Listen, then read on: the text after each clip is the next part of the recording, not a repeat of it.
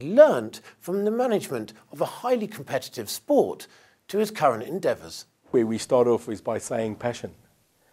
You know, if you don't wake up in the morning with passion, something's wrong. We are a weird species, Jonathan. There's one thing we know. People say there's two things. One is death and the other one is taxes. But we know we're going to die. We are mortal. We actually know when. We have an idea because we know humans live up to 100, 110, God's grace. We actually have a ballpark. So when I wake up in the morning, I have to be passionate because the clock is ticking. There are certain things that happen to me that I will never forget. There's an anecdote that I'll share with you, which was something that has kind of showed me what life's all about. And rugby brought that. We were in Argentina, in Mendoza for the Under-21 World Cup. And South Africa did well that year. We were really a good team that year. And what happened was we faced the Baby Blacks, the All Blacks junior team in the semi-final. And it was a big day for us because we knew we were with them. And if we could beat them, we would play Australia Under-21s in the final. 3 days prior to this semi-final, late the morning, 3 o'clock in Argentinian time, I got a call from my wife who told me that my father-in-law just passed away in a car accident in South Africa. And my father passed away a couple of years before, so that was my dad. And there I was, sitting with a group of South Africans that were representing this country and also maybe this continent in a battle between one of the largest rugby powers. And I sat there and I really didn't know what to do. And my coach at that stage was Peter de Villiers, who's now the Springbok coach of South Africa, the national team. And I woke him up and I said, Peter, this just happened. And he was a very close friend of mine, so he knew the family as well. And he said I should go home. And I thought that's the right thing to do and ran to the room and got on the phone. I said, I'm coming home. And my wife said, no, you must stay. So I said, well, I'll make that decision in a couple of hours. And what happened was there was a knock at the door and the captain of the team at that stage, Derek Keane. And he came in and he said to me, don't go, because I can't go change anything back at home, but I could change and help change 32 lives here today. And wow, it was a big decision. And finally the family said, bring back the World Cup, because the old man loved rugby. And when we went into this game, we sat down, and what was amazing was that that day the team played those All Black juniors for my old man. And they announced that just before the game. And they won. And I think that showed me a lot of things in the game, that when there is team, and you know we have dissected what team stands for. Together, everyone achieves more. That's what team stands for. And if I look at rugby, and if I look at my involvement with such great people in the game, as a business leader and now as the leader of this organization, I look at those days when you were standing together. We called ourselves the Band of Brothers because we were in a foreign country and all we had was ourselves. And we literally had to battle everybody around to victory. And we won some and we lost some. And what I was absolutely phenomenal about in understanding was that when you lose, it actually brings you even closer. And in business, it's the same. If you have victories in business, you celebrate as a team, but when you go through hard times, you even more. And that is when you need a person to get up and lead. A captain of a ship is a true captain and shows his captaincy when the water is rough. When it's calm, anybody can steer a boat. And I think these are the things out of the game that I've taken. I had 15 years in it. And I still look at the game that has given me so much. And I've met awesome people. And funny enough, now those I'm also speaking to about our initiative across the world. So fond memories, and rugby will always be in the blood. You used the phrase that you were battling everyone around you. And I mean, that must be, to some extent, how you feel now. I mean, why go about trying to fix the whole of Africa at once? Why not just start with South Africa? I think there's a good African phenomenon, which is the question, how do you eat an elephant, if you wish? And I think you eat it bit by bit. We definitely are not living in cuckoo land, la la land. We are realistic about this. And what we've done is when we are interviewed and when we speak, we are actually sketching the macro plan. But in our operational platform, we have a micro approach. So we are not going to walk in and say, there's a wand and we are now going to wave it over the continent and make this all happen at once. That would be a fallacy. It will be unrealistic. So what we've done is we are looking at a phased approach. Luckily for us, the founding fathers of Africa and the leaders that we now have within the political realm have created blocks within Africa, like SADC for the southern region, and so the east, west, and north have a region. And that is our approach in a microcosm way.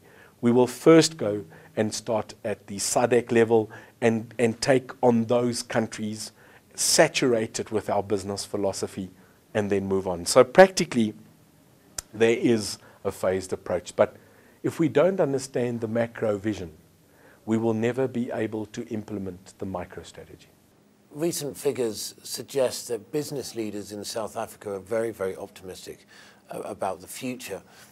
Why do you think that is? Why do you think we have these leaders that are now looking forward at the same time? Is it just simply down to technology? No. I think technology made it easier.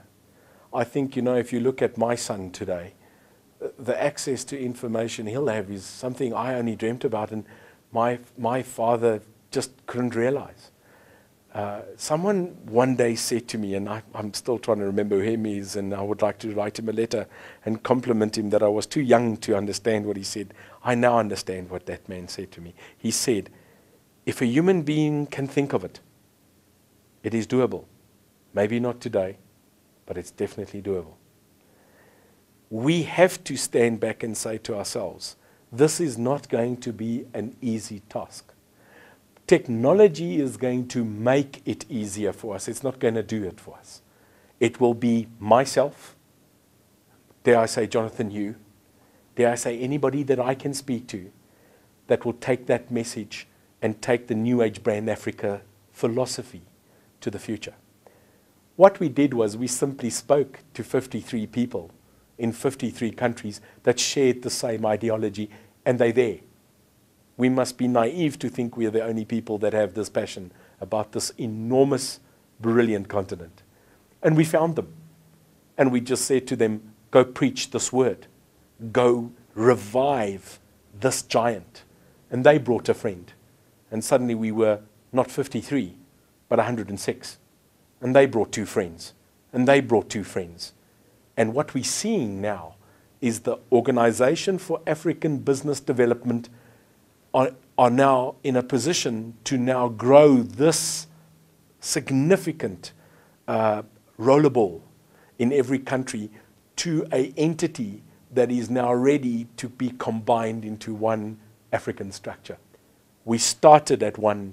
We'll end up with more than 10,000 people that will be registered by 1 November 2011 as members of the OABD. Jonathan, that's 10,000 voices representing 10,000 companies, representing how many workers in every company? 1 million people together on this continent speaking the awakening of this giant. And that's all it takes. I want to talk about the drivers, the motivators, not for you, but for leaders in Africa. And I think it's probably very different to what it was 20 years ago, what sort of made people want to be leaders in Africa 20 years ago, to what makes people want to be leaders now. What do you think really drives leadership in this country, in this continent? I think our leaders that led us 20, 30, 40 years ago, they were leaders that, funny enough, their battle wasn't the economy. Their battle was liberation. 10 to 20 to 30, 40 years ago, we were still a continent that was not ruled by Africa. We were colonized and we were run by external forces, if you could say that. But one by one, even the country that today you and I are sitting and speaking at in Kenya, yesterday celebrated their 47th year of Madaraka, which means freedom for them. So 47 years ago, our peers and our leaders were fighting for liberation. And those leaders, some of them are still in power. And they were the people that caused liberty and the right for Africa now to be African. The next style of leadership, in my opinion, will not have the liberty struggle. They'll have a different liberty struggle, and that is the freedom of education, nutrition, funny enough, information, and sustainability.